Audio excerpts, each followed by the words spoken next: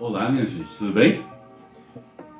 Hoje eu queria trazer um textinho para a gente pensar, que é um texto que eu tenho em contato já há muitos anos e que sempre quando eu entro em crise eu leio e reflito sobre ele.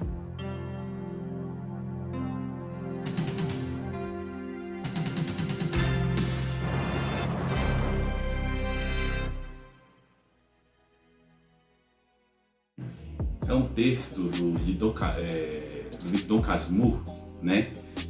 Que tem lá o romance da Capitu, do Machado de Assis, que está sendo proibido, ou que tentaram proibir em alguns lugares do Brasil, né? E eu queria trazer esse texto para vocês.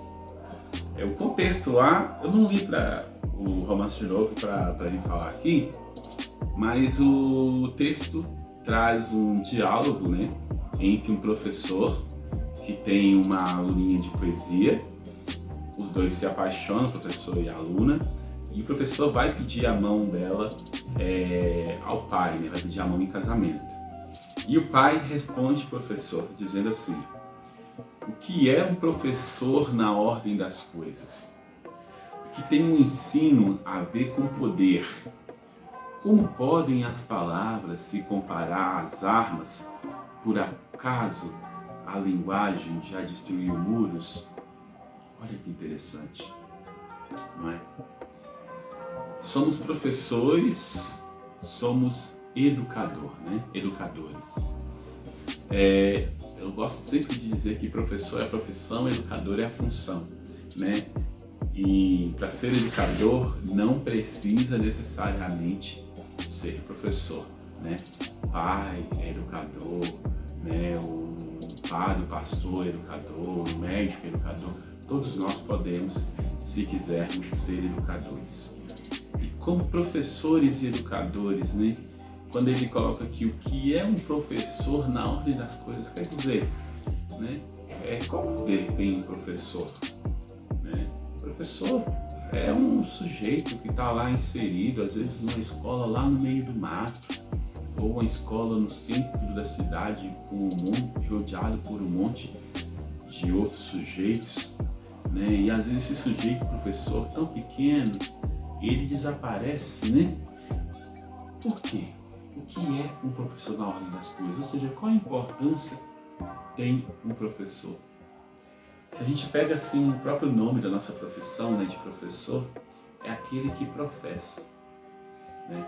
O professor, então, ele tem como principal elemento a palavra. Quem professa o faz por meio da palavra, aquele que fala. O professor, o educador, ele tem como ferramenta principal da sua prática a palavra. E eu quero ampliar a discussão para dizer como nós estamos usando a palavra, né? A palavra é um dom, né? A palavra é um dom. E a palavra tem muito a ver com o poder. Quando eu ainda estudava na quinta ou na sexta série, não me lembro bem, um professor da minha sala se envolveu em briga com um aluno. E eu não vou contar a situação, foi uma situação engraçada, mas eu ri, eu era bobão. E o professor, naquele ímpeto de raiva, olhou para mim e disse: você é um vagabundinho, você nunca vai ser nada, você vai ser um marginal, se você crescer e não te matarem antes. E aquilo me assustou muito, porque eu era um aluno muito bobo, né? E passados os anos eu me formei e fui trabalhar numa secretaria de educação como responsável pela formação continuada de um grupo de professores. E adivinha quem estava no meu grupo? Esse professor. Eu passei então a ser responsável pela formação continuada dele, né? Na perspectiva pedagógica, didática, etc. Gente, quando o professor me viu, ele ficou feliz demais.